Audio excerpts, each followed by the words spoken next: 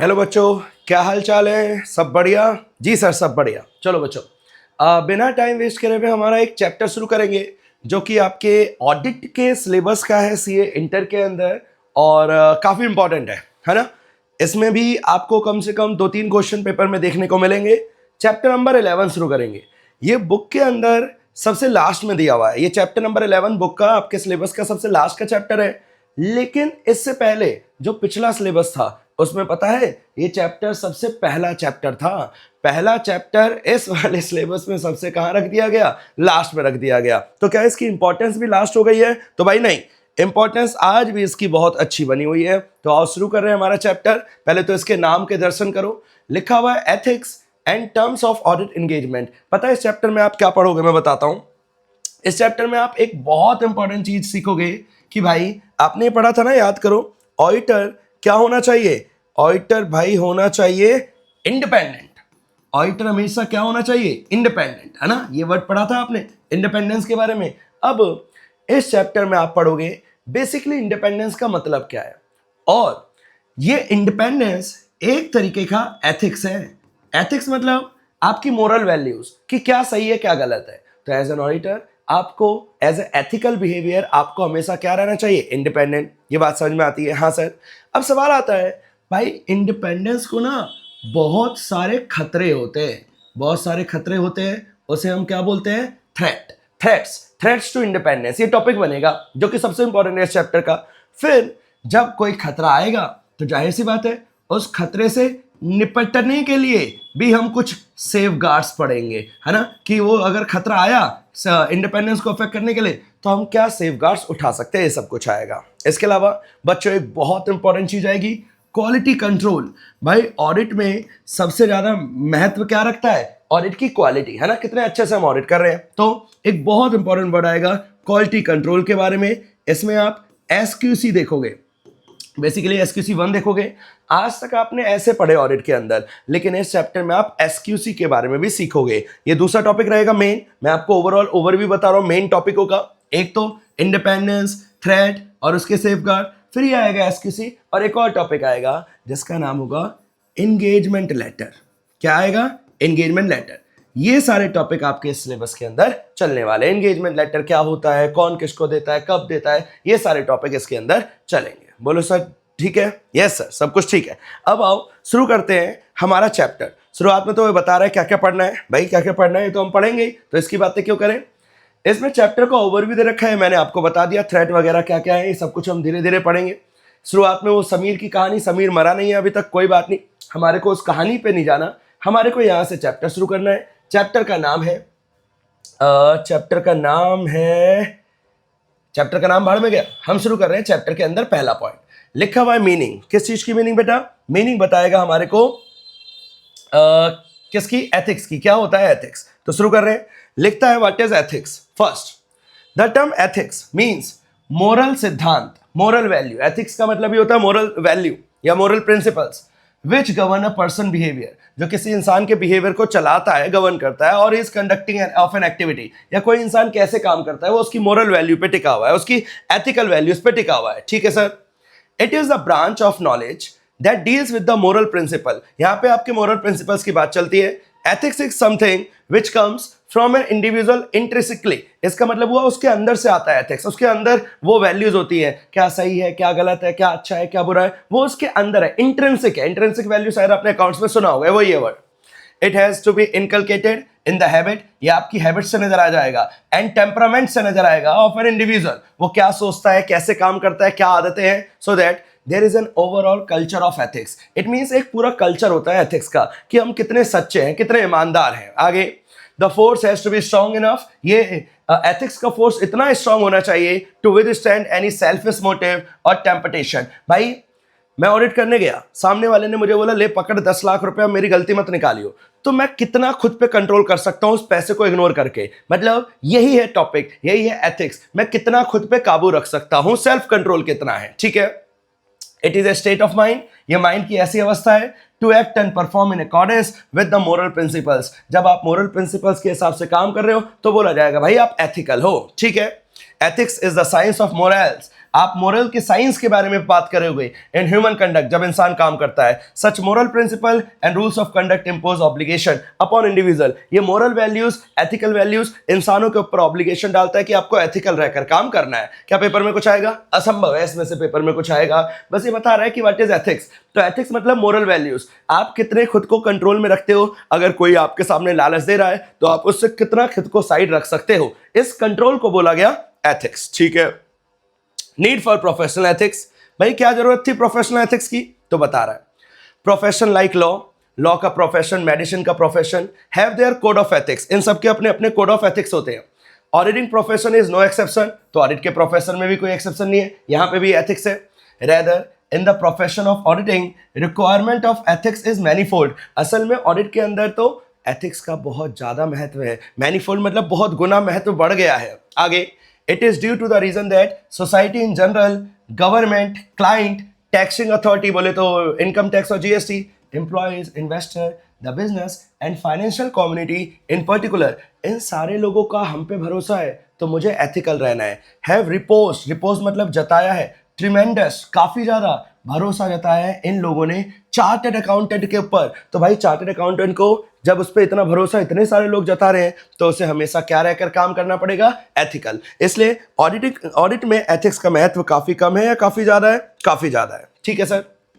Now the purpose of assurance engagement, audit को बेटा कई बार अश्योरेंस एंगेजमेंट कहा जाता है, इज टू इनहेंस, यहां पे हम कॉन्फिडेंस बढ़ाना चाहते हैं यूजर्स का। Therefore user need to trust the person who is providing such service. भाई मैं जो काम करूंगा उस पर यूजर भरोसा जताएंगे तो मेरे ऊपर भी कुछ जिम्मेदारियां होनी चाहिए, उन जिम्मेदारियों को बोला जाएगा एथिक्स। ठीक है।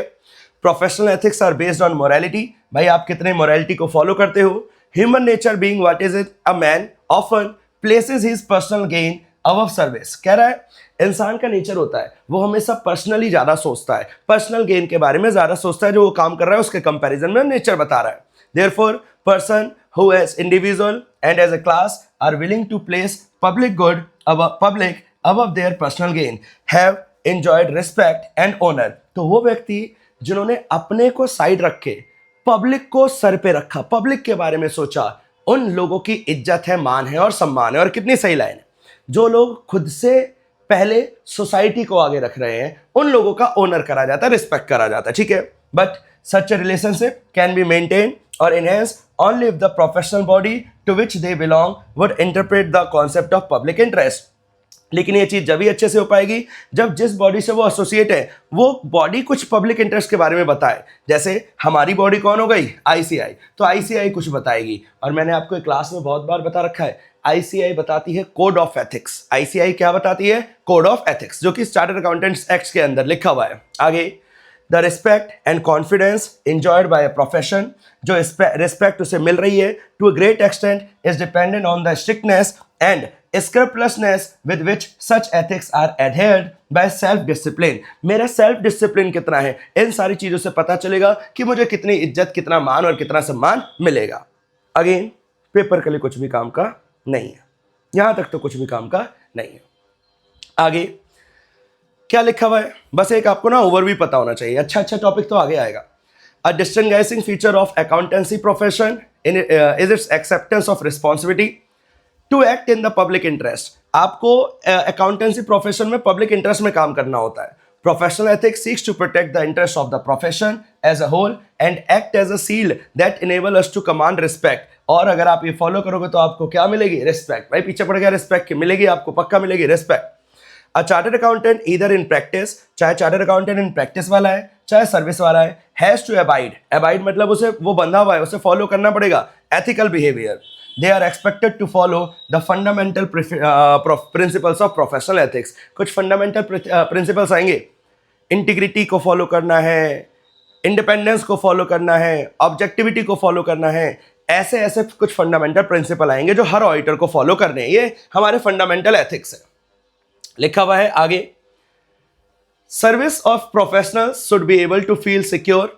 जो भी सर्विस यूजर्स है, जो भी मेरे सर्विसेज को यूज कर रहे हैं, उन्हें सिक्योर फील जब ही होगा that there exist a framework of professional ethics, जब एक प्रोफेशनल एथिक्स होगा which govern the provision of those service. Let's say भाई मैं ऑडिट करने गया तो मैं ऑडिटर हूं, तो मेरे लिए अगर एथिक्स है तो जाहिर सी बात है जो मेरी इस ऑडिट रिपोर्ट को पढ़ेंगे उन्हें हमने नाम बोला यूजर्स। इन यूजर्स का मेरे ऊपर भरोसा बढ़ जाएगा अगर मेरे लिए क्या बताए गए हैं, एथिक्स। तो एथिक्स है, एथिकल प्रिंसिपल्स हैं, तो आपके ऊपर लोगों का भरोसा बढ़ जाएगा। ठीक है, आगे लिखा हुआ है it is in the spirit of things. इसी स्पिरिट की वजह से जो हमारा इंस्टीट्यूट है ICAI रिक्वायर्स इट्स मेंबर्स, वो अपने मेंबर को कहता है कि उन्हें प्रिंसिपल ऑफ एथिक्स को फॉलो करना है व्हाइल परफॉर्मिंग अपनी duty. The ethics of chartered accountants have therefore been codified. इसको कोडिफाइड कर रखा है, मतलब इसका एक लॉ बना रखा है। Has always been a philosophy of the profession. Chartered accountant whether in practice या फिर सर्विस का, उनको फॉलो करना होता है कोड ऑफ एथिक्स। और ये वर्ड मैंने आपको बहुत बार बोला हुआ है, ICAI ने कोड ऑफ एथिक्स बना रखे हैं और उन कोड ऑफ एथिक्स को हमारे को क्या करना है, फॉलो। हम कोड ऑफ एथिक्स के अंदर के प्रिंसिपल्स पढ़ेंगे जो कि पेपर के लिए इंपॉर्टेंट है, नहीं पेपर के लिए बहुत इंपॉर्टेंट है। आओ शुरू करते हैं। आगे लिखा हुआ है any deviation from the ethical responsibility. अगर आप एथिकल रिस्पॉन्सिबिलिटी से कहीं डेविएट करोगे, कहीं भाग जाओगे, the disciplinary mechanism into action. तो डिसिप्लिनरी मैकेनिज्म लिया जाएगा। जैसे आपने सुना होगा ना, CC मेंबर होते हैं, नॉर्थन काउंसिल के मेंबर होते हैं, ऐसे ही वो होता है, काउंसिल होता है, इंस्टीट्यूट के अलग अलग काउंसिल होते हैं। जैसे BOS का काउंसिल है, वो आपके अगेंस्ट एक्शन ले सकता है, आपको काम करने से डिबार कर देगा, आपकी मेंबरशिप छीन लेगा, ये सारे एक्शन लिए जा सकते हैं। विच में रिजल्ट इनटू फाइन, आपके ऊपर फाइन लगेगा, सस्पेंशन लगेगा मेंबरशिप के ऊपर, या फिर आपका नाम मेंबरशिप से हटा देंगे, या कोई और डिसिप्लिनरी एक्शन भी आपके अगेंस्ट ले सकते हैं अगर आपने किसका पालन नहीं करा, कोड ऑफ एथिक्स का पालन नहीं करा। बेटा यहां तक अगेन मैं कह रहा हूं बहुत ज्यादा कुछ पेपर के लिए काम का नहीं था, बस वो एथिक्स के बारे में समझा रहा था कि भाई एथिक्स क्या है, कैसे जन्म हुआ, क्यों जरूरी है, रिस्पेक्ट और रिस्पेक्ट, लोगों का भरोसा बढ़ाना है जी। ठीक है, नाउ लिखा हुआ है अगला topic, principles based approach versus rules based approach to ethics. Again कुछ भी काम का नहीं है आओ पढ़ते हैं। मेन तो यहां से फंडामेंटल प्रिंसिपल्स है जहां से चैप्टर शुरू होगा, पढ़ते हैं। एथिकल गाइडेंस में फॉलो प्रिंसिपल बेस्ड अप्रोच और रूल बेस्ड अप्रोच। कुछ सिद्धांत भी हो सकते हैं और कुछ किसी चीज के रूल भी बने हो सकते हैं। तो एक हो गया प्रिंसिपल बेस्ड और एक हो गया रूल बेस्ड। एथिक्स दो तरीके से काम कर सकता है, एक प्रिंसिपल बेस्ड और एक रूल बेस्ड। ठीक है, the sense of principle based approach. अब पहले प्रिंसिपल बेस्ड अप्रोच की बात बताएगा। To ethics is that it require compliance with spirit of ethics. यहां पे आपको एथिक्स के स्पिरिट के साथ करना है, काम करना है, उसके भावना को फील करके काम करना है। जो कहती है भावना, क्या होना क्या चाहिए, स्पिरिट को फॉलो करना है प्रिंसिपल वाले के अंदर। It require accountants to exercise professional judgement in every situation based upon their professional knowledge. आपको सारे डिसीजन लेने अपने प्रोफेशनल नॉलेज के हिसाब से, स्किल और एक्सपर्टीज के हिसाब से। It requires that accountant should use professional judgment to evaluate every situation. Her conclusion के सिचुएशन पे पहुंचने के लिए आपको अपनी प्रोफेशनल जजमेंट का इस्तेमाल करना है, आपको स्पिरिट के अंदर रहकर ही काम करना है। ये कौन सा वाला चल रहा है, प्रिंसिपल बेस्ड वाला। ठीक है, दूसरा however जो रूल बेस्ड अप्रोच है वो क्या कहता है, strictly follows clearly establish rules. Rule based कहता है जो रूल है उसको फॉलो कर लेना। स्पिरिट बेस्ड ये नहीं कहता, प्रिंसिपल बेस्ड ये नहीं कहता। प्रिंसिपल बेस्ड कहता है क्या आपकी जजमेंट के हिसाब से सही है, और जो रूल बेस्ड है वो कहता है जो लिखा हुआ है वो सही है या नहीं है ना। रूल बेस्ड के अंदर रूल बना हुआ है, लेकिन जो प्रिंसिपल बेस्ड है वहां पे आपके स्पिरिट, आपकी जजमेंट पे डिपेंड करेगा। ठीक है, आगे लिखा हुआ है it may lead to a narrow outlook and spirit of ethics may be overlooked while strictly adhering to rules. अगर आप रूल्स का पालन कर लोगे तो हो सकता है आपके बाकी चीजें छूट जाए, आप सिर्फ रूल्स के पीछे पड़े रहो। फर्दर और तो और rule based approach is somewhat rigid. ये रिजिड होते हैं, मतलब सख्त होते हैं, इनमें बदलाव नहीं हो सकते। And it may not be possible to deal with every practical situation upon rules. भाई क्योंकि ये रूल्स है, या जजमेंट तो है नहीं, जो लिखा हुआ है उसी का पालन करना पड़ेगा, इसलिए रिजिड है। इसलिए हो सकता है हर सिचुएशन में काम ना आए। प्रोफेशनल जजमेंट हर सिचुएशन में काम आएगी। इट मींस ज्यादा इंपॉर्टेंट कौन सा हो गया, प्रिंसिपल बेस्ड वाला, और है तो दूसरा वाला भी इंपॉर्टेंट, रूल बेस्ड वाला भी, लेकिन ये इसकी नुकसान बता रहा है कि क्योंकि ये रिजिड होता है इसलिए कई जगह इसका इस्तेमाल ठीक तरीके से पॉसिबल नहीं है। ठीक है, तो बेटा प्रिंसिपल दो चीजों पे बेस्ड होते हैं, एथिक्स दो चीजों पे बेस्ड होती है, एक प्रिंसिपल्स पे और दूसरी हमारी रूल्स पे। प्रिंसिपल्स के अंदर मेन वर्ड क्या बोलोगे, प्रोफेशनल जजमेंट के हिसाब से, और रूल बेस्ड में कोडिफाइड हो रखा है, लिखा हुआ है, बताया हुआ है। कौन सा वाला फॉलो करना थोड़ा मुश्किल या रिजिड हो जाता है, रूल्स बेस्ड वाला। आई होप यहां तक सारी बातें क्लियर होंगी। Therefore it is necessary that spirit of code is followed, इसने देखो खुद बता दिया बुक ने, स्पिरिट को फॉलो करना है, और स्पिरिट वाला कौन सा था, प्रिंसिपल वाला। बोलो बेटा यहां तक सब कुछ क्लियर है? यस सर, यहां तक सब कुछ क्लियर है। नाउ फोर्थ नंबर हेडिंग क्या लिखी हुई है, fundamental principles of professional ethics. क्या क्या है fundamental principles? The fundamental principal of ethics establish the standard of behaviour expected, standard of behaviour expected, जो आपसे उम्मीद करी जा रही है किसी प्रोफेशनल अकाउंटेंट से। A professional accountant shall comply with each of the fundamental principle, और ये है अल्ट्रा इंपॉर्टेंट। ये डायग्राम नहीं, इस डायग्राम के अंदर जितने वर्ड्स आ रहे हैं ये, इन्हें हम एक एक करके अच्छे से पढ़ेंगे। पेपर के लिए आपको अच्छे से याद करके जाना है। टॉपिक का नाम क्या है एक बार फटाफट मेरे को बता दो। फंडामेंटल प्रिंसिपल्स, किसके फंडामेंटल प्रिंसिपल? एथिक्स के, प्रोफेशनल एथिक्स के। आओ स्टार्ट करते हैं हमारा एक महा important topic, integrity, objectivity, competence and care, confidentiality and professional behaviour. यहां पे मैंने एक टी शर्ट पहन कर गया हूं मैं ऑडिट करने के लिए, जिस पे लिखा है अपना टाइम आएगा। एक गले में लंबी सी चेन लटकी हुई है जिसमें छल्ला लगा हुआ है बड़ा सा, कान में लंबी सी बाली लटकी हुई है, बाल को एकदम स्पाइक करके जा रहा हूं, और कैप्रीज में जा रहा हूं, शॉर्ट्स में जा रहा हूं। बताओ क्या ये आपको प्रोफेशनल बिहेवियर लग रहा है? नहीं भाई, ये प्रोफेशनल बिहेवियर नहीं है ना। कॉन्फिडेंशियलिटी, मुझे अपने क्लाइंट के बारे में कुछ खुफिया बातें पता चली, मैं कोक का ऑडिट कर रहा हूं, सारी कॉन्फिडेंशियल बातें पेप्सी को बता दूं? नहीं बताना है। ऐसे करके बेटा आपको ये अलग अलग बातों का क्या करना है, पालन। आओ शुरू कर रहे हैं, ये आपको इजी लगेगा, नो डाउट ये आपको इजी लगेगा और इंपॉर्टेंट भी है। अब पढ़ते हैं। सबसे पहला वर्ड इंटीग्रिटी, भाई ईमानदार रहना। सबसे इंपॉर्टेंट चीज धरती पे क्या है? ईमानदारी। तो आओ देखते हैं आप कितने ईमानदार बनोगे, वो अलग बात है। आओ पढ़ते हैं। लिखा हुआ है a professional accountant shall comply with the principle of integrity. एक प्रोफेशनल अकाउंटेंट को किसका पालन करना है? इंटीग्रिटी के प्रिंसिपल का। Which require an accountant to be straight forward, जो है सो है, सही है गलत है तो है, स्ट्रेट फॉरवर्ड, कुछ छुपना छुपाना नहीं है। ऑनेस्ट, भाई उसे क्या रहना है? Honest. In all the professional and business relationship integrity implies fair dealing. आप अच्छे से काम करो, ट्रुथफुलनेस बने रहो, मतलब ईमानदारी से सच्चेवादी बने रहो, ईमानदार बने रहो, ठीक है। A professional accountant shall not knowingly be associated with report, return, communication. आप जानबूझकर ऐसी रिपोर्ट, कम्युनिकेशन के साथ या इंफॉर्मेशन में मत इन्वॉल्व हो जाना where the accountant believes that the information contain है मैटेरियली फॉल्स और मिसलीडिंग स्टेटमेंट। ऐसी चीजें जो गलत है उसमें जानबूझकर इन्वॉल्व मत होना ऑडिटर साहब। आगे, कंटेन स्टेटमेंट और इंफॉर्मेशन प्रोवाइडेड नेग्लिजेंटली, ऐसी जो मिसलीडिंग है, ऐसी जो फॉल्स है, ऐसी जो नेग्लिजेंटली दी गई है, ऐसी जो ओमिट कर रही है या ऑब्सक्योर्स कर रही है रिक्वायर्ड इंफॉर्मेशन, जहां चीजों को छुपाया जा रहा है, ऐसी रिपोर्टों में खुद इन्वॉल्व मत होना। ऐसे में आपका इंटीग्रिटी का प्रिंसिपल टूट जाएगा। आगे लिखा हुआ है वेयर सच ओमिशन और ऑब्स्कटी वुड बी मिसलीडिंग। आप जानबूझकर कुछ ऐसी चीजों का ओमिशन में इन्वॉल्व हो रहे हो जिसकी वजह से वो चीजें मिसलीडिंग हो रही हैं, तो अगर मिसलीडिंग हो रही है तो माना जाएगा कि आपने कौन से प्रिंसिपल को तोड़ दिया? Principal of integrity. भाई लोगों को आपको ट्रुथफुलनेस रहना है, आपको ऑनेस्ट रहना है, आपको फेयर डीलिंग करनी है। भाई खत्म हो गया। बोलो मुश्किल लगा क्या इसके अंदर कुछ? मुझे तो नहीं लगता भाई कुछ मुश्किल लगा होगा। सीए इंटर का बच्चा जिसने ऑडिट के लगभग सारे चैप्टर पढ़ लिए, उसे ये टॉपिक मुश्किल नहीं लगना चाहिए, ईमानदार रहना है भाई। दूसरा ऑब्जेक्टिविटी, अब पढ़ते हैं ध्यान से। What is objectivity? This is the auditor का सेकंड क्या प्रिंसिपल। पढ़ते हैं। The principle of objectivity requires an auditor not to compromise professional judgement because of biasness. भाई मैं किसी जान पहचान के बंदे का ऑडिट करने गया हूँ, या फिर मैं बहुत सालों से आपका ऑडिट कर रहा हूँ, तो हो सकता हम दोस्त बन गए या हमारे रिलेशनशिप क्रिएट हो गए, तो मुझे उन सारी चीज़ों से अफेक्ट नहीं होना, बायस्ड नहीं होना, मतलब इंडिपेंडेंट रहना है, किसी के इन्फ्लुएंस में नहीं आना, ठीक है।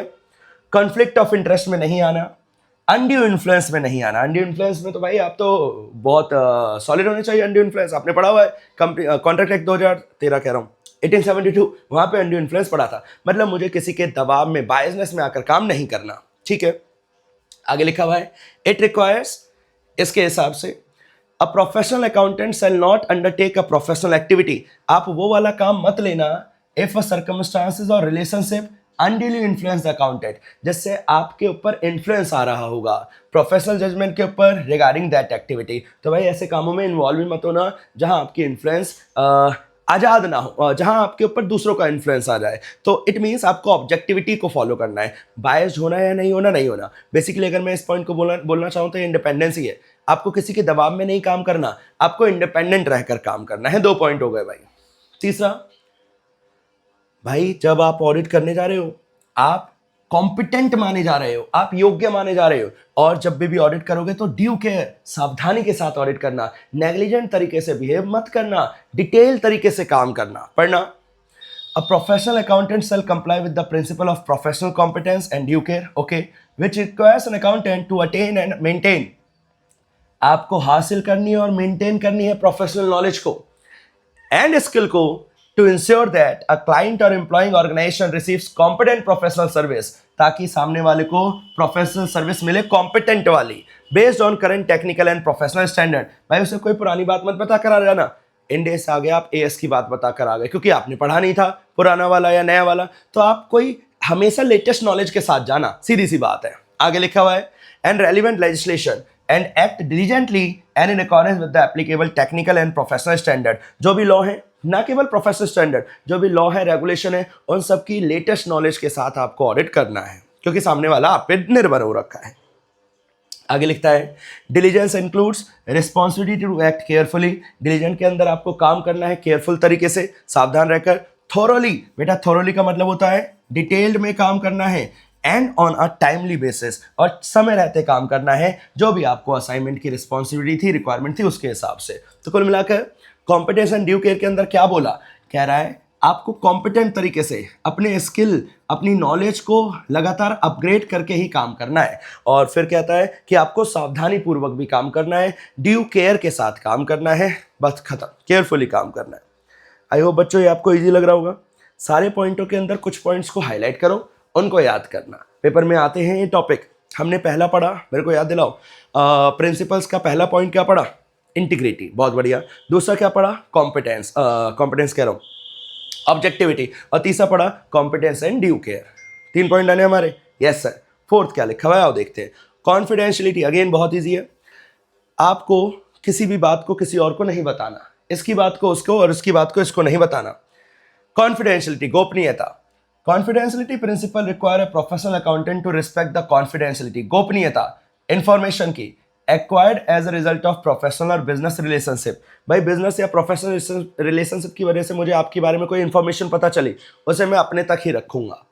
Confidentially serves the public interest because it facilitates the free flow of information from the professional accountant client employing organization to the accountant with the understanding that the information will not be disclosed। भाई देखो, client मुझे अपनी सारी बातें बता रहा है, उसका प्रॉफिट, उसका लॉस, उसकी सेल, उसका कैपिटल, उसका XYZ सब कुछ बता रहा है। वो मुझे ये इसलिए बता रहा है क्योंकि उसे मुझ पर भरोसा है, मैं ये वाली बात बाहर मार्केट में किसी को बताऊंगा नहीं, ठीक है। However, such confidential information may be disclosed, लेकिन आप इस confidential information का भी ढिंडोरा पीट सकते हो। For example, when it is required by law, भाई जब लॉ में लिखा हुआ है जाओ बता दो तो बता दूंगा, वरना अदरवाइज मुझे कोई बताने की जरूरत नहीं है। लॉ कहता है कॉन्फिडेंशियल बातें बतानी है तो बता दो, लेकिन नहीं बता, लॉ नहीं कहता तो बताने की जरूरत नहीं है। When it is permitted by law, जब लॉ ने बोल दिया, और authorize by the client, client नहीं बोल दिया जा बता दे तो हम बता देंगे। तो कुल मिलाकर वैसे तो मुझे कॉन्फिडेंशियल बातें जो मुझे ऑडिट के दौरान पता चली मुझे कहीं डिस्क्लोज नहीं करनी, लेकिन जब लॉ कहता है या क्लाइंट नहीं बोल दिया जा डिस्क्लोज कर ले तो मैं कर लूंगा। कॉन्फिडेंशियलिटी। भाई बताओ क्लियर है यहां तक? कितने प्रिंसिपल हो गए हमारे? 4। 5वां प्रोफेशनल बिहेवियर, हद ईजी है भाई ये तो। It requires an accountant to comply with the relevant laws and regulation। आपको जो भी लॉ एंड रेगुलेशन है उसका पालन करना है, बहुत बढ़िया। To avoid any conduct that accountants know or should know might discredit the profession। कोई ऐसे काम में मत इन्वॉल्व होना जिससे आपका प्रोफेशन डिस्क्रेडिट हो जाए। डिस्क्रेडिट मतलब उसका अपमान हो जाए, आपकी प्रोफेशन सीए जगत का अपमान हो जाए, ऐसे कामों में इन्वॉल्व मत होना। A professional accountant shall not knowingly engage in any employment, occupation or activity that impairs, जिससे खराब हो रहा है या जिससे खराब हो सकता है, the integrity, objectivity, good reputation। अगर आप ऐसे काम आपको लग रहा है जिससे ये सारी चीजें खराब हो जाएंगी तो ऐसे कामों में इन्वॉल्व मत होना, ठीक है? नहीं होंगे भाई। And as a result would be incompatible. ऐसे कामों में मत इन्वॉल्व होना जिससे आपके फंडामेंटल प्रिंसिपल्स अफेक्ट हो जाए, ठीक है भाई, नहीं होंगे। आगे अंडरस्टैंडिंग आ गई, एक क्वेश्चन दे रखा है भाई, खत्म हो गया। कुल मिलाकर मैं आपको फिर कह रहा हूं, दो टॉपिक मेन यही टॉपिक था। इससे पहले वाला टॉपिक क्या था मैं वो याद दिलाता हूं। जो हमारे एथिक्स है ना वो दो तरीके से काम करते हैं, एक प्रिंसिपल बेस्ड और एक रूल बेस्ड, यही था। प्रिंसिपल बेस्ड में हमारी जजमेंट काम करती है, रूल बेस्ड में जो रूल बना हुआ है उसको फॉलो करना होता है। रूल बेस्ड लेकिन रिजिड होता है, ये उसके नुकसान है, इसलिए उसका यूज़ थोड़ा सा कम होता है। फिर हमने 5 तरीके के, जो हमारा आईसीआई बताता है 5 तरीके के एथिक्स का पालन करना पड़ता है। ये पांचों आपको पेपर में भाई अच्छे से पढ़कर जानी पड़ेगी, और कोई रास्ता नहीं है, कोई और शॉर्टकट नहीं है, पढ़ना ही पड़ेगा, रटना ही पड़ेगा। समझ में आ गया तो वो भी बात बन जाएगी भाई। अगला, अगेन बहुत टाइम से सुनते आ रहे हो ये वर्ड, क्या होता है, क्या होता है इंडिपेंडेंस। आओ शुरू करते हैं, क्या होता है इंडिपेंडेंस। ये तो पता है इंडिपेंडेंस होना चाहिए, हाँ। इस टॉपिक को मैं पहले एक बार बता देता हूं। टॉपिक का नाम है इंडिपेंडेंस। इंडिपेंडेंस मतलब आजाद रहना है। ओहो,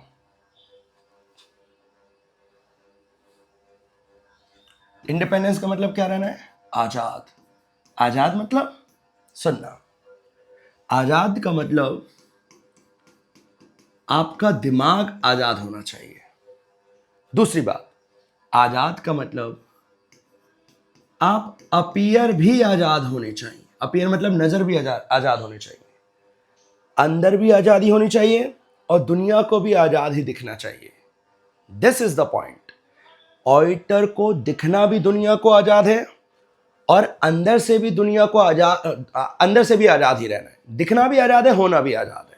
यही है हमारा इंडिपेंडेंस। आओ शुरू करते हैं अब इसे डिटेल में, पेपर में बन सकता है भाई सवाल। Now let's start. Professional integrity and independence are essential characteristic. भाई ये बहुत जरूरी है, but are so more in the case of account. Accounts में तो ये और ज्यादा है। Independence implies that judgement of a profession is not subordinate to the wishes और डायरेक्शन ऑफ अनदर। इंडिपेंडेंस का मतलब मेरी जजमेंट किसी और के बेसिस से अफेक्ट नहीं होगी, ठीक है। Who might have engage him और हिज ओन सेल्फ इंटरेस्ट। भाई आपने मुझे काम पे रखा, आप मुझे फीस दे रहे हो, मैं आपकी गलती निकालूं? हाँ निकालनी पड़ेगी। मैं आपकी वजह से मेरे ऊपर कोई असर नहीं पड़ेगा, ठीक है। It is not possible to define independence. Independence को प्रिसाइसली डिफाइन करना पॉसिबल नहीं है। Rules of professional conduct dealing with the independence are framed primarily with certain objective. कुछ रूल्स बना रखे जिनके कुछ ऑब्जेक्टिव है। The rules by themselves can not create or ensure the existence of independence. भाई एक बात बताओ, ये है क्या इंडिपेंडेंस? ये रिमोट कि दिख रहा है ये इंडिपेंडेंस ना? कोई दवाई की गोली है क्या, खा लूंगा इंडिपेंडेंट हो जाऊंगा ना? आप इंडिपेंडेंट को प्रिसाइसली बता ही नहीं सकते ना फॉलो करवा सकते हो, ठीक है। Independence is a condition of mind. ये दिमाग की एक कंडीशन है, as well as professional character, and should not be confused with the superficial and visible standard of independence which are sometimes imposed by law। भाई law कहता है ये sign करवा लेना, वो साइन करवा लेना, ऐसा करवा लेना, वैसा करवा लेना। मैंने साइन कर दिया मैं इंडिपेंडेंट रहूंगा, तो क्या मैं इंडिपेंडेंट रहूंगा? नहीं। इंडिपेंडेंट रहना है माइंड से। सुपरफिशियल इंडिपेंडेंस की बात नहीं कर रहा, नकली इंडिपेंडेंस की बात नहीं कर रहा। These legal standard may be relaxed as strengthened। ये वाली लाइन छोड़ो बेटा, कुछ काम की नहीं है। हम सीधा आ रहे हैं इस वाले पॉइंट पे जो पेपर के लिए बहुत इंपॉर्टेंट है। उसके बाद जो आपने ऑब्जेक्टिव्स पढ़े उसके बाद ध्यान से पढ़िएगा। लिखा हुआ है there are two interlinked perspectives. दो इंटरलिंक्ड बातें हैं इंडिपेंडेंस की, ऑडिटर्स की। एक इंडिपेंडेंस ऑफ माइंड, दूसरा इंडिपेंडेंस इन अपीयरेंस। ये है काम का, पढ़ना। पहला है इंडिपेंडेंस ऑफ माइंड।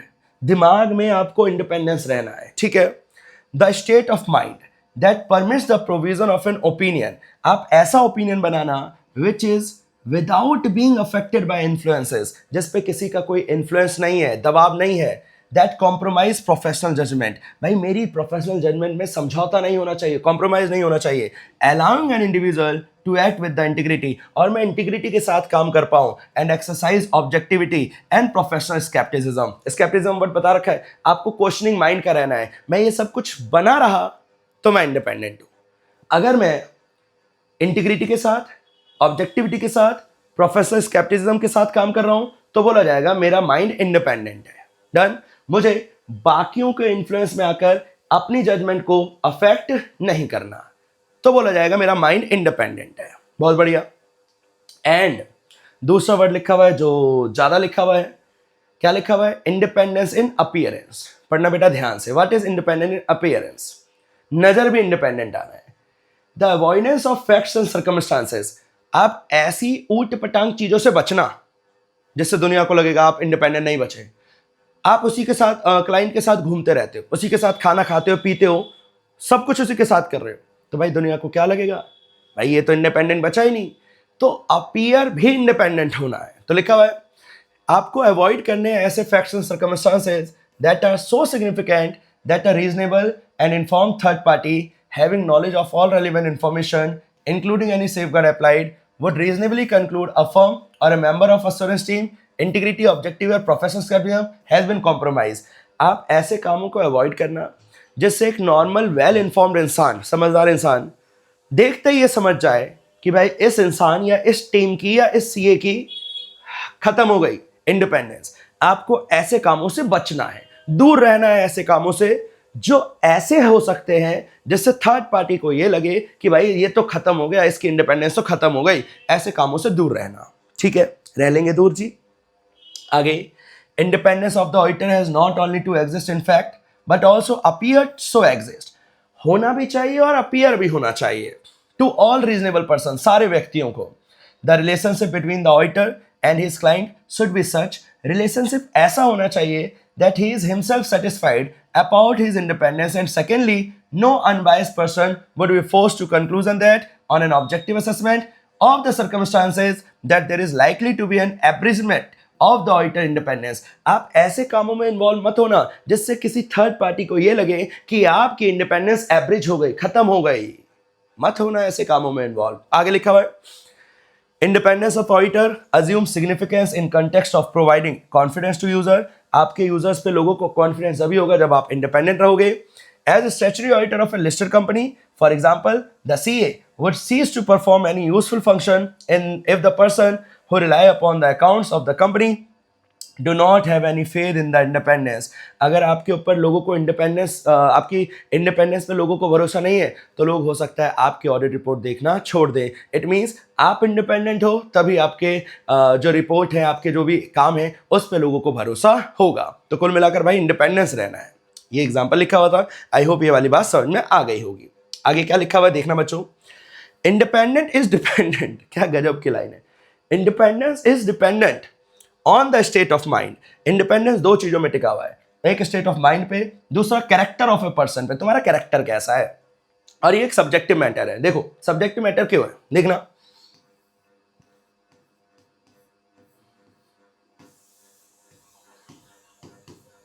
ये दो लोग थे, हो सकता है मेरे हिसाब से ये दोनों साथ हैं, इंडिपेंडेंट है, हो सकता है आपके हिसाब से इंडिपेंडेंट नहीं है। It is a subjective matter, किसी को इंडिपेंडेंट लगेगा और किसी को इंडिपेंडेंट नहीं लगेगा। तो बता रहा है independence is dependent upon the state of mind और उसका कैरेक्टर, और ये एक सब्जेक्टिव मैटर है। One person might be independent in particular set of circumstances while another person might feel he is not independent। एक को लगेगा इंडिपेंडेंट है, एक को लगेगा हो सकता है इंडिपेंडेंट ना हो सिमिलर सर्कमस्टांसेस में। It is therefore the duty of every CA to determine for himself whether or not he can act independently in the given circumstances। तो भाई दुनिया को छोड़ दो, आप खुद ये सोचना कि आपके हिसाब से आप जो काम कर रहे हो वो इंडिपेंडेंट है या नहीं। Of a case and quite apart from legal rules in no case to place himself in a position, बिना मतलब की बात है, आपको किसी ऐसे कामों में इन्वॉल्व नहीं होना जहां आपकी इंडिपेंडेंस के साथ क्या हो रहा हो, समझौता, कॉम्प्रोमाइज हो रहा हो। तो बेटा ये लास्ट के दो पैराग्राफ आप छोड़ भी दोगे तो भी चलेगा। आपको ध्यान क्या रखना है, आपको ध्यान रखना है इंडिपेंडेंस के वो शुरुआत वाले पैराग्राफ जो बता रहा था, फिर लास्ट में जाकर लिखना है इंडिपेंडेंस दो तरीके की होती है, एक इंडिपेंडेंस इन माइंड और एक इंडिपेंडेंस इन अपीयरेंस। दोनों को पेपर के लिए अच्छे से याद करके जाना भाई। बताओ यहां तक क्लियर है सब कुछ। हमने आज की क्लास का जो मेन टॉपिक है वो मैं बता देता हूं। आज का मेन टॉपिक हमने यही पढ़ा, 5 वो प्रिंसिपल्स और ये 2 इंडिपेंडेंस। बेसिकली इंडिपेंडेंस का पूरा पैराग्राफ ही इंपॉर्टेंट था। अब भाई देखो जो मेरा इंडिपेंडेंस है उस पर खतरा आ सकता है, अलग अलग चीज़ों का खतरा। जैसे फॉर एग्जांपल के तौर पे मैं आपको पहले बताता हूँ, भाई मेरा घर चलता है, मैं ऑडिटर हूँ, मेरा घर चलता है आपकी फीस पे, आप क्लाइंट हो मेरे, आप मेरे को फीस देते हो तो मेरा घर चल रहा है। अब जाहिर सी बात है अगर आपने मेरे को हटाकर किसी और सीए से काम करवाने लग गए तो मेरे को तो दिक्कत आ जाएगी, तो मैं आप पे निर्भर हो गया। ये थ्रेट है, ये मेरी इंडिपेंडेंस को नुकसान पहुंचा सकता है। तो हम ऐसे ऐसे करके अलग अलग थ्रेट पढ़ेंगे। एक और थ्रेट का एग्जांपल बोलता हूँ। भाई जिस कंपनी का मैं ऑडिट करने जा रहा हूँ ना, वहाँ मेरा भाई मैनेजर है, वहाँ पे वो फाइनेंस का काम करता है, सारा का सारा फाइनेंस उसने बनाया है। तो बताओ मैं वहाँ की गलती निकालूंगा? नहीं गलती निकालूंगा। मेरी इंडिपेंडेंस पे खतरा आ गया। क्यों खतरा आ गया? क्योंकि वो मेरा भाई है, उसकी गलती नहीं निकालूंगा। ऐसे करके अलग अलग थ्रेट्स आते हैं इंडिपेंडेंस को, और थ्रेट आएंगे तो उसके सेफगार्ड भी आएंगे। ये है सेकंड मोस्ट इंपॉर्टेंट टॉपिक इस चैप्टर का। आओ शुरू करते हैं बच्चे, ध्यान से पढ़ना, रिक्वेस्ट कर रहा हूं, बहुत ध्यान से पढ़ना। थ्रेट्स टू इंडिपेंडेंस, इंडिपेंडेंस को खतरा। लिखा हुआ है मैनी डिफरेंट सर्कमस्टांसेस और कॉम्बिनेशन ऑफ सर्कमस्टांसेस, बहुत सारे हालात या हालातों का combination may be relevant and accordingly it is impossible to define every situation that create threat. हर सिचुएशन को डिफाइन कर पाना पॉसिबल नहीं है, कुछ कर देंगे लेकिन। And specify the appropriate mitigating action, mitigating मतलब उसे ठीक करने के एक्शन क्या हो सकते हैं, बता पाना पॉसिबल नहीं है, सारे बता पाना पॉसिबल नहीं है। That should be taken. In addition the nature of assurance engagement may differ and consequently different threat. भाई अलग अलग जगह ऑडिट में अलग अलग काम होता है, अलग अलग ऑडिट के नेचर होते हैं, तो अलग अलग जगह थ्रेट भी क्या होंगे, अलग अलग, तो और बता पाना पॉसिबल नहीं है। तो ये बता रहा है कि थ्रेट बता पाना इतना आसान नहीं है, अलग अलग हो सकते हैं, बहुत सारे हो सकते हैं, अलग अलग एश्योरेंस एंगेजमेंट में अलग अलग हो सकते हैं, और उसके मिटिगेटिंग एक्शन, उसके सेफगार्ड भी अलग अलग होंगे, उन्हें बता पाना इतना आसान नहीं है। लेकिन कुछ तो हैं जो हम पढ़ सकते हैं। ये रहे वो थ्रेट, 5 तरीके के थ्रेट हैं, रट लेना, जो करना है कर लेना, अच्छे से बसा लेना दिमाग के अंदर। सबसे पहले थ्रेट का नाम है हद important self interest threat. 5 threat का पहला पॉइंट सेल्फ इंटरेस्ट थ्रेट। नाम ही है, नाम से ही नजर आ रहा है सेल्फ इंटरेस्ट, मेरा ही इंटरेस्ट इन्वॉल्व हो गया। तो भाई इंडिपेंडेंस बची या लंका लग गई इंडिपेंडेंस की? लंका लगना तय है। कैसे लंका का लगी, आओ पढ़ते हैं ध्यान से। भाई सबको कह रहा हूं, सोनू मोनू चिंकी पिंकी सब देखो ध्यान से। Self interest threat occur when an auditing firm, बोले तो ऑडिटर, इट्स पार्टनर और एसोसिएट या हमसे जुड़ा हुआ कोई भी बंदा could benefit from financial interest in the audit client। मुझे, मेरे एसोसिएट को या मेरी फर्म को उस ऑडिट से कोई फाइनेंशियल इंटरेस्ट होने वाला है, फाइनेंशियल बेनिफिट होने वाला है। खत्म हो गई मेरा इंडिपेंडेंस। भाई मेरा हित इन्वॉल्व है उसमें, मेरा हित इन्वॉल्व है, तो मैं काई को उसकी गलती निकालूंगा। लिखा हुआ है एग्जाम्पल इंक्लूड, कम से कम 4 एग्जाम्पल। भाई कम से कम कितने एग्जाम्पल? 4। विद एग्जाम्पल पेपर में आएगा, विद एग्जाम्पल लिखा हुआ है। डायरेक्ट फाइनेंशियल इंटरेस्ट और materially significant indirect financial interest. Company के शेयर्स खरीद रखे भाई, प्रॉफिट होगा तो मेरा भी फायदा होगा, क्यों निकालूं गलती? आगे लिखा हुआ है लोन और गारंटी और from the concern client, loan ले रखा है या दे रखा है, मेरा फाइनेंशियल इंटरेस्ट इन्वॉल्व हो गया। तीसरा undue dependence on client fees, उसकी फीस पे मैं टिका हुआ, मेरा घर चलता है उससे। And concern about losing the engagement, मैं डरा रहता हूं कि कहीं वो मुझे अपने किसी और सीए से काम ना करवा ले। तो बेटा ये अलग अलग सेल्फ इंटरेस्ट है, मेरा इंटरेस्ट इन्वॉल्व हो गया, तो मैं आपकी गलतियां नहीं निकालूंगा डर के मारे। इसके अलावा क्लोज बिजनेस रिलेशनशिप, हमारे क्लाइंट के आपके साथ काफी क्लोज रिलेशनशिप चले आ रहे हैं इस वजह से। और इसके अलावा potential employment with the client, मैं सोच रहा हूं, मैंने अभी अभी सीए क्वालिफाई करा है, मैं सोच रहा हूं भाई गलती नहीं निकालूंगा, अच्छे से काम करता हूं, बना के रखता हूं, क्या पता है मेरे को अपने यहाँ जॉब पे रख ले। ये डर है, ये सेल्फ इंटरेस्ट है, इसकी वजह से मैं आजादी खो बैठूंगा। और contingent fees for the audit engagement, उसने मेरे को बोला था जितनी कम की गलती निकालेगा उतनी ज्यादा फीस दूंगा, इस तरीके से कुछ काम कर रखा था। तो बेटा इन सारी चीजों में मेरा खुद का हित इन्वॉल्व हो गया, सेल्फ इंटरेस्ट इन्वॉल्व हो गया, हो सकता है मैं इंडिपेंडेंट ना बचूं। ये अलग अलग एग्जाम्पल है जहां पे मेरा फाइनेंशियल इंटरेस्ट इन्वॉल्व हो रहा है, या तो डायरेक्टली या तो इनडायरेक्टली। और जो फाइनेंशियल इंटरेस्ट इन्वॉल्व होगा तो बोला जाएगा सेल्फ इंटरेस्ट आ गया, और सेल्फ इंटरेस्ट से थ्रेट आएगा किसके ऊपर? सबसे इंपॉर्टेंट चीज के ऊपर, जिसका नाम था इंडिपेंडेंस। आई होप आपके दिमाग में गया होगा। विद 3 से 4 एग्जाम्पल में ही पेपर में कोट करना। एग्जाम्पल लिखोगे तो गारंटी के साथ है नंबर मिलने के चांसेस लगभग पूरे हो जाएंगे। 5 नंबर का क्वेश्चन बनेगा, विद एग्जाम्पल लिखोगे तो 4 साढ़े 4 मिलेंगे, विदाउट एग्जाम्पल लिखोगे तो 2.5 2 के आसपास रह जाएगा। अगला महा इंपॉर्टेंट, अच्छा एक बात और, 5 लिखने के लिए हो सकता है ना आए, कोई एक डिटेल में आ जाए, इस वजह से भी एग्जाम्पल काम का है ना। चलिए सेल्फ रिव्यू थ्रेट, बेहद इंपॉर्टेंट। समय में ये लाइन बोलूंगा, लिखा हुआ है सेल्फ रिव्यू थ्रेट। लिखा हुआ है self review threat occur when during a review of any judgement और कंक्लूजन। सेल्फ रिव्यू थ्रेट का मतलब जब मैं कोई जजमेंट या कोई रिव्यू या कोई कंक्लूजन निकाल रहा था in a previous audit or non audit engagement or when a member of the audit team was previously a director or senior employee of the client. समझ में आया क्या हुआ? देखो कितना आसान पॉइंट है। पिछली बार ही मैंने आपका ऑडिट करा था, पिछली बार मैंने ही आपका ऑडिट करा था। या फिर दूसरा एग्जांपल लिखा हुआ है कि आपके यहाँ हमारे यहाँ का कोई बंदा काम करता था, आपकी कंपनी में मेरी सीए फर्म का कोई बंदा डायरेक्टर था, कोई बंदा मैनेजर था। अब एक बात बताओ, पिछले साल मैंने ही ऑडिट करा था, इस बार उसी चीज़ में गलती निकाल दूँ? मैंने ही ऑडिट करा था, इस बार मैं ही ऑडिट करने गया हूँ, मैं ही उस चीज़ की गलती निकाल दूँ जो मैंने पिछली बार करा था। दुनिया हंसेगी मेरे ऊपर कि भाई पिछली बार तेरे समझ में नहीं आया था, इस बार समझ में आ रहा है। या मेरे ही बंदे वहाँ पे बैठे हुए हैं जॉब करने के लिए, तो भाई मैं उस केस में आज़ाद नहीं बचूंगा। लिखा हुआ है non audit service include any professional service. मैंने वहां पे कोई नॉन ऑडिट सर्विस करी थी, लाइक कोई भी काम करा था जो ऑडिटर ने करा था, जो ऑडिट के अलावा था और रिव्यू के अलावा था। दिस इंक्लूड मैनेजमेंट सर्विस, मैंने ये सेक्शन याद करो 144 की बातें बता रहा है। मैंने वहां इंटरनल ऑडिट करा था, इन्वेस्टमेंट एडवाइजरी सर्विस दी थी। ये सारे काम मैंने आपको बोले करने के लिए, मैंने बोला आपको ये काम कर लो, और जब मैं ऑडिट करने के लिए गया तो मैंने गलती निकालना शुरू कर दिया उसी चीज में जो मैंने ही आपको सलाह दी थी। तो जो मैंने ही आपको सलाह दी थी मैं उसी चीज में गलती निकाल रहा हूं। मैं निकालूंगा ही नहीं उस चीज में गलती, क्योंकि मैंने ही वो सलाह दी थी, मैंने ही वो सलाह दी थी, इसलिए मैंने गलती नहीं निकाली। सेल्फ रिव्यू थ्रेट, खुद का रिव्यू होने वाला है तो उस चीज की मैं गलती नहीं निकालूंगा। कौन निकालता है खुद की गलती? इंडिपेंडेंस अफेक्ट हो जाएगी। आगे लिखा हुआ है इंस्टेंसेस, इंस्टेंसेस मतलब होता है example. First, when an auditor having recently been a director, जब कोई ऑडिटर रिसेंटली उस कंपनी का क्या था, डायरेक्टर या ऑफिसर। ये बेटा यही वाला एग्जांपल है। दूसरा, when auditor perform service that are themselves subject matter of audit, कोई ऑडिटर ने ऐसा काम करा, ऐसी सर्विस दी जिसका बाद में जाकर ऑडिट होने वाला है। तो भाई आपने कोई काम दिया, काम करवाया कंपनी से, बाद में जाकर उसी चीज का ऑडिट हो रहा है, तो जो आपने करवाया उस चीज में आप गलती थोड़ी ना निकालोगे जब ऑडिट करने आओगे। इस वजह से सेल्फ रिव्यू थ्रेट आ गया कि आप खुद की गलती को नहीं निकाल रहे हो। इट मीन्स आपकी इंडिपेंडेंस अफेक्ट हो गई। भाई खत्म हो गया।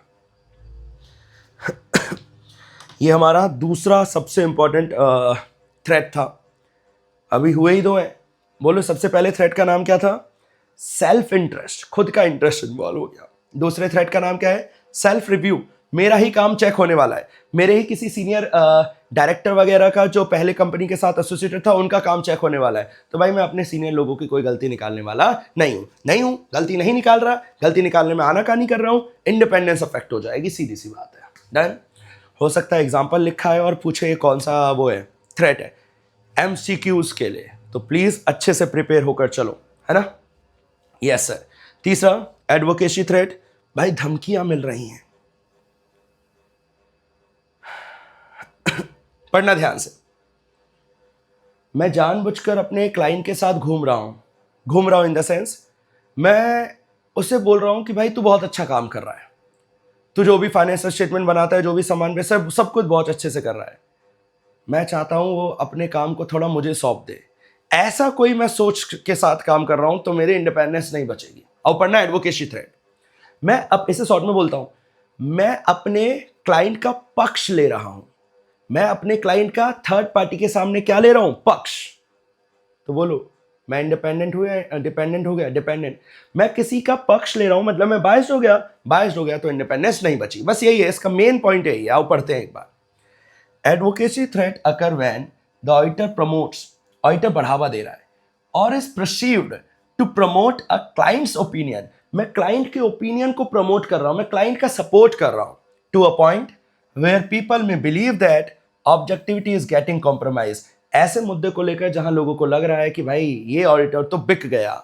Example, where an auditor deal with the shares or securities of the audited company or become the client advocate, मैं क्लाइंट का एडवोकेट बन गया या उसी के कंपनी के शेयर्स खरीदता बेचता हूं।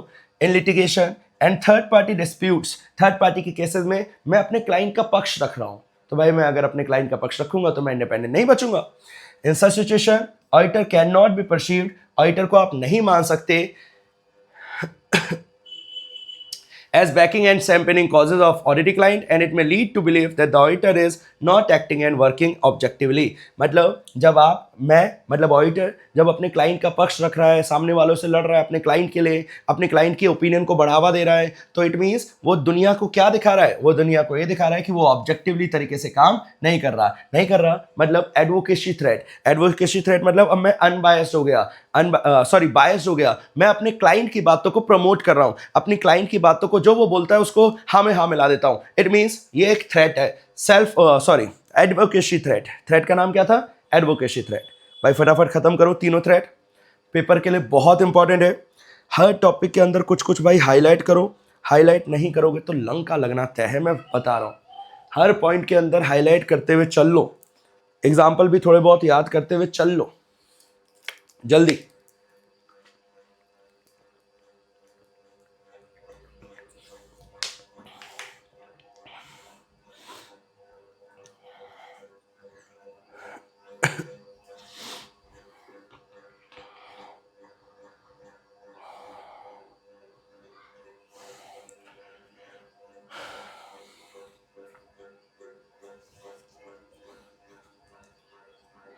हो गया भाई, चलो आगे देखते हैं फैमिलियरिटी थ्रेट्स। होता है ना एक वर्ड फैमिलियर, हम किसी चीज से फैमिलियर हैं, तो क्या है यहाँ पे, आओ मीनिंग देखते हैं। Familiarity threats are self evident, ये खुद ही नजर आ जाएंगे, and occur when auditor form relationship, जब ऑडिटर ने रिलेशनशिप बना लिया क्लाइंट के साथ, where they end up being too sympathetic, जहां वो एक दूसरे के प्रति सिंपैथेटिक को फॉलो कर रहे हैं, एक दूसरे के प्रति सिंपैथी दिखा रहे हैं टू द क्लाइंट्स इंटरेस्ट, दोनों एक दूसरे के दोस्त बन गए हैं, खत्म, फैमिलियर हो गए, दोस्त बन गए, फैमिली बन गए एक दूसरे की। This can occur in many ways, ये कैसे कैसे हो सकता है। Close relative of the audit team working in a senior position of the client company, हमारे ऑडिट टीम का कोई रिलेटिव उस कंपनी के सीनियर पोजीशन पे बैठा हुआ है, मेरी मेरी टीम का कोई मेंबर का रिलेटिव कंपनी के सीनियर पोजीशन पे बैठा हुआ है, मैं नहीं निकालूंगा उसकी गलती, दोस्त है भाई हम। दूसरा, farmer partner of audit firm, farmer मतलब पुराना पार्टनर हमारी फर्म का, वो अब कंपनी का डायरेक्टर या मैनेजर बन गया है, कंपनी का एम्प्लॉय बन गया है, तो भाई हमारी कंपनी का, हमारी फर्म का पुराना पार्टनर, पुराना मेंबर अब कंपनी में है, तो भाई देखते ही जाकर पहले गले मिलूंगा, हाथ मिलाऊंगा ना, इट मीन्स मैं अब उसकी गलती निकालूंगा ना, अपन तो दोस्त निकले। तीसरा, फैमिलियर, देखो आप इनमें सारे वर्ड्स में एक वर्ड कॉमन है, फैमिलियर हूं मैं उससे। Long association between specific auditors and there specific client, भाई पिछले 40 साल से मैं आपको ऑडिट कर रहा हूं, अब मैं हम ऑडिटर थोड़ी ना है, अब तो हम दोस्त बन चुके हैं, फैमिलियर थ्रेट। अगला, एक्सेप्टेंस ऑफ सिग्निफिकेंट गिफ्ट, भाई मैं आपसे गिफ्ट ले रहा हूँ। हॉस्पिटैलिटी मतलब हॉस्पिटल जा रहा हूँ, नहीं, हॉस्पिटैलिटी मतलब होता है अपनी वो करवा रहा हूँ, क्या होता है उसे क्या कहते हैं हिंदी में, हॉस्पिटैलिटी मतलब अपनी वो करवा रहा हूँ, खुद को सहूलियतें प्रोवाइड करवा रहा हूँ, अलग अलग टाइप की सहूलियतें दिलवा रहा है क्लाइंट मुझे, from the client company is director और एम्प्लॉइज, डायरेक्टर या एम्प्लॉय या कंपनी मेरे लिए बहुत बहुत कुछ कर रही है, बिना मतलब कि मुझे गिफ्ट दे रही है, बहुत सारे काम कर रही है, अब भाई वो उसी से मैं गिफ्ट ले रहा हूँ, उसी की गलती निकालूंगा, नहीं निकालूंगा। इट मीन्स फैमिलियरिटी थ्रेट्स, भाई खत्म हो गया, सबसे ईजी है ये, इसके एग्जाम्पल भी बहुत ईजी है और इसे लिखना भी बहुत ईजी है, लिखने में आपकी दिक्कत हो जाएगी उसमें एडवोकेसी थ्रेट में। आओ आगे बढ़ते हैं। प्रोविजन इन कंपनीज एक्ट 2013, बाप रे बाप, कंपनीज एक्ट 2013, काश ये हमें आता। लिखा हुआ है, provision in companies act 2013 regarding rotation of auditor, बेटा रोटेशन पढ़ा था ना, रोटेशन पढ़ा है ना, हाँ। Mainly address these very familiarity threat, हम लोग आपस में एक दूसरे के दोस्त ना बन जाए, इसलिए वो कर दो रोटेशन, मैं फिर आप फिर मैं, फिर इस तरीके से रोटेशन करो, इससे दोस्ती बच जाएगी, दोस्ती टूट जाएगी। Such provision prescribe that auditor is rotated, auditor कुछ एक सर्टेन नंबर्स के बाद रोटेट होगा, वो दोबारा ऑडिटर नहीं बनेगा, तो रोटेशन का टॉपिक आया ही इसलिए था ताकि फैमिलियरिटी थ्रेड से बचा जा सके।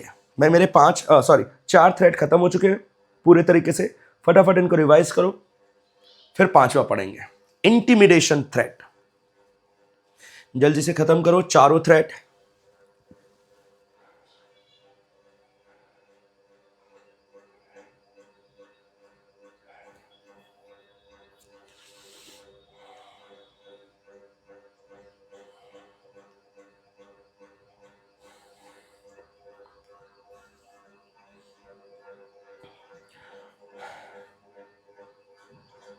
इसके बाद आएगा एक और अच्छा threat,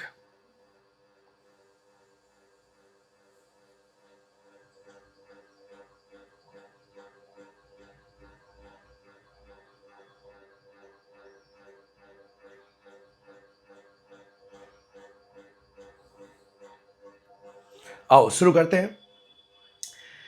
intimation threats occurs when auditor are deterred, deter मतलब रोका जा रहा है, ऑडिटर को स्टॉप करा जा रहा है, फ्रॉम एक्टिंग ऑब्जेक्टिवली, इंडिपेंडेंटली काम करने से रोका जा रहा है, with N adequate degree of professional scepticism, auditor चाहता है स्केप्टिसिज्म लगाना लेकिन उसे ऐसा करने से डेटर किया जा रहा है, रोका जा रहा है, उसका ध्यान भटकाया जा रहा है।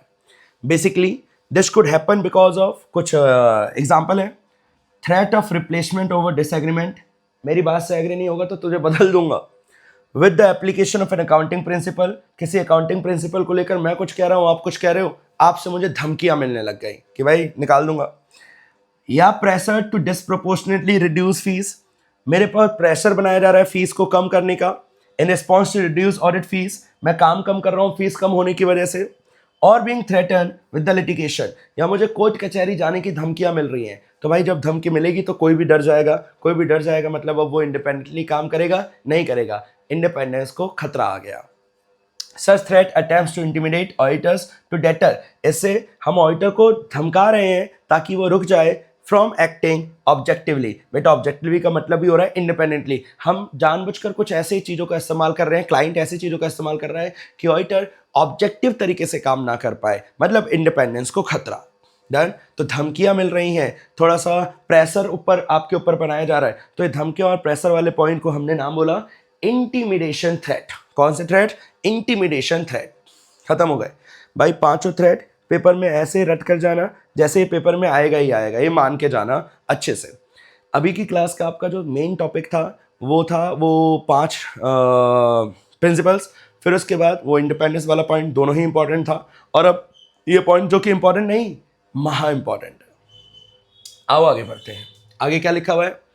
आगे और भी लिखा हुआ है यार, उसी को और लिखा हुआ है क्या? हाँ, उसी के कंटिन्यूशन में है। अच्छा, ये पेज नीचे भी था, मैंने ध्यान नहीं दिया, सॉरी। नहीं, खत्म हो गया, अलग टॉपिक है। आगे टॉपिक दे रखा है सेफ गार्ड। टोटल 5 थ्रेड पढ़े।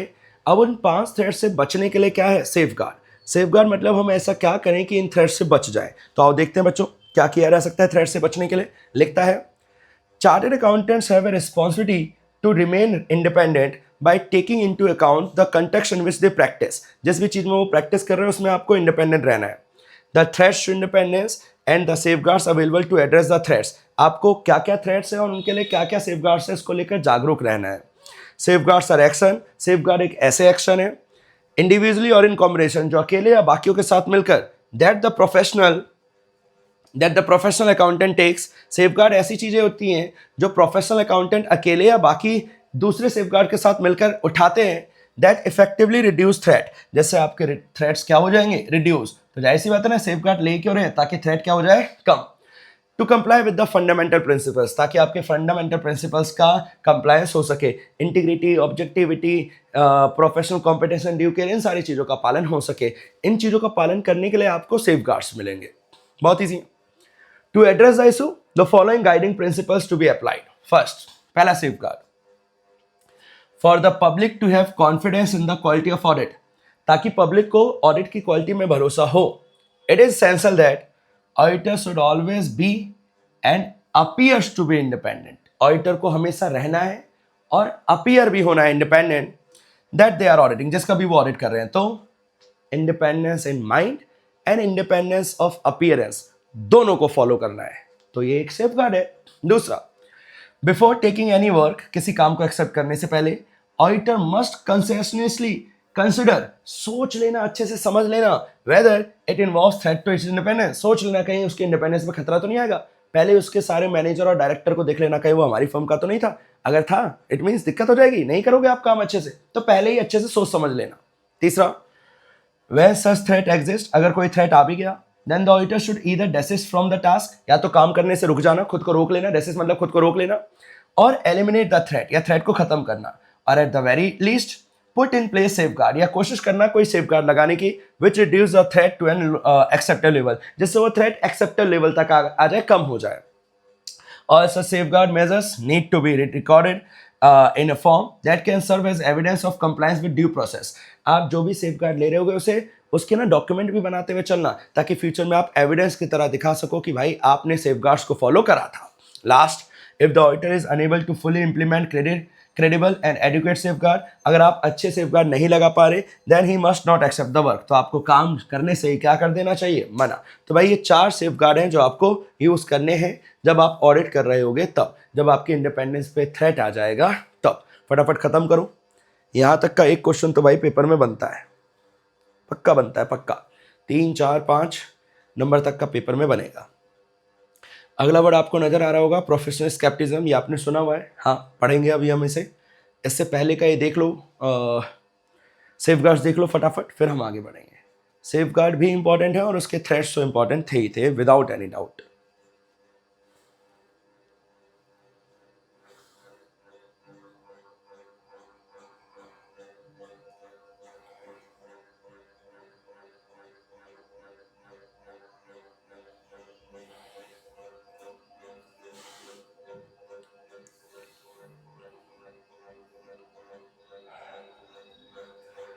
भाई पढ़े आगे? यस सर, आगे बढ़िए. ओके बच्चों, याद करो प्रोफेशनल स्केप्टिज्म वर्ड पहले आपके सिलेबस में आया है ना. पहले के सिलेबसों में क्या होता था, ये वर्ड पहले सिखा देते थे. अब ये वर्ड बुक में तो आ गया था, मैंने आपको समझा दिया, लेकिन पढ़ने को अब मिलेगा. प्रोफेशनल स्केप्टिज्म, अलर्ट रहना है, क्वेश्चनिंग माइंड का रहना है. कुछ भी आपके सामने अनयूजुअल रहना है, हो रहा है, तो उसके प्रति सवाल पूछ देना, चुप मत रहना, नेग्लिजेंटली बिहेव मत करना, ये सब ये professional scepticism. Professional scepticism refers to an attitude. Attitude मतलब ईगो वाला एटीट्यूड नहीं, एटीट्यूड मतलब ऐसा रवैया that includes a questioning mind, being alert, ऐसी कंडीशन को लेकर which may indicate possible misstatement due to error या फ्रॉड. आपको क्वेश्चनिंग माइंड का रहना है, आपको अलर्ट रहना है ऐसी चीजों के प्रति जहां पे गलतियां होने के चांसेस है, चाहे फ्रॉड की वजह से चाहे एरर की वजह से. And critical assessment of evidence, और एविडेंस को अच्छे से असेस करना. असेसमेंट करना मतलब इवेल्युएट करना. तो अगर आप ये सारे काम कर रहे हो तो बोला जाएगा आप प्रोफेशनल स्केप्टिज्म को फॉलो कर रहे हो. It signifies that auditor has to remain alert for ever, हमेशा अलर्ट रहना पड़ेगा. The auditor attitude should be of questioning mind, उसे हमेशा सवाल पूछते रहना है. Of challenging the things in light of available evidence, जो भी एविडेंस है उसके पीछे जो भी क्लाइंट दे रहा है उसे आंख बंद करके भरोसा मत कर लेना, सवाल पूछना. The auditor shall plan and perform an audit with professional scepticism.